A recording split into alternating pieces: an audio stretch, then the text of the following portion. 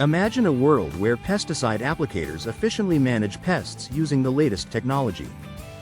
Drones, or unmanned aerial vehicles, UAVs, are revolutionizing pesticide application. With UAVs, applicators can perform precise pesticide spraying and significantly cut costs. To use UAVs for pesticide application, commercial and non-commercial pesticide applicators must pass exams in at least 3 categories. These include Category A, Core, Category B, General Aerial, and another category such as Category C, Field Crops Pest Management, Category E, Turf and Ornamental, Category L, Mosquito, Black Fly and Tick, or Category J, Forestry, Rights of Way and Natural Areas. Depending on the nature of the work you do, testing in additional categories may be needed. Keeping certification current is essential. Commercial applicators will need to recertify in Category B every year. Private pesticide applicators must recertify every 3 years. Don't forget to register your UAV.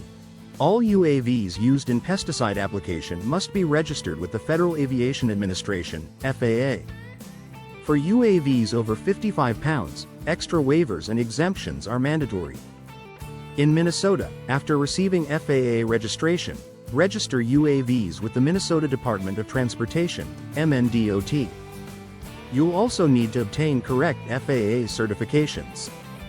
For commercial UAV pilots operating drones under 55 pounds, Part 107 certification is crucial. If using a UAV for agricultural pesticide applications, Part 137 certification is required. For UAV pesticide application as a business, get a commercial operations license from MNDOT. This requires proof of financial responsibility that meets the Minnesota Department of Agriculture's standards.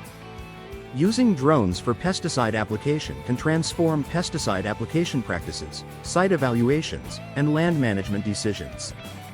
To get started, ensure you meet the licensing and certification requirements and register your UAVs.